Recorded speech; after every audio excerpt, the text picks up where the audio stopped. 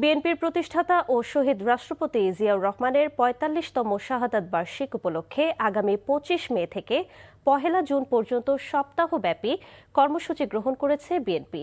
সকালে নয়াপল্টনে বিএনপির কেন্দ্রীয় কার্যালয়ের দলের যৌথ সভা শেষে এ তথ্য জানান বিএনপির সিনিয়র যুগ্ম মহাসচিব ও প্রধানমন্ত্রীর রাজনৈতিক উপদেষ্টা রুহুল কবির রিজভী। কর্মসূচির অংশ হিসেবে ৩০ মে প্রধানমন্ত্রী ও বিএনপি চেয়ারম্যান তারেক রহমানের নেতৃত্বে জিয়াউর রহমানের সমাধিতে শ্রদ্ধা নিবেদন করবে দলের নেতৃবৃন্দ।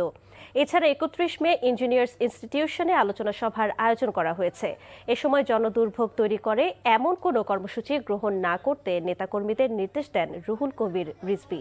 বিরোধীদের বিদ্রূপ উপেক্ষা করে প্রধানমন্ত্রী তার প্রতিশ্রুতি বাস্তবায়নে কাজ করে যাচ্ছেন বলেও মন্তব্য করেন তিনি। ৩০ মে ভোর ৬টায় দলীয় পতাকা অর্ধনমিতকরণ এটা বলেছে ও কালো পতাকা উত্তোলন করা হবে এবং নিজ নিজ এলাকার সুবিধা অনুযায়ী আলোচনা সভা, দোহা মাহফিল ও দোস্তদের মাঝে কাপড়, চাল, ডাল সহ খাদ্য সামগ্রী বিতরণ করা হবে। ৩০ মে সকাল ১১টায় দলের চেয়ারম্যান তার নেতৃত্বেই সকাল ১১টায় আমরা মাজারে যাব। বিএনপির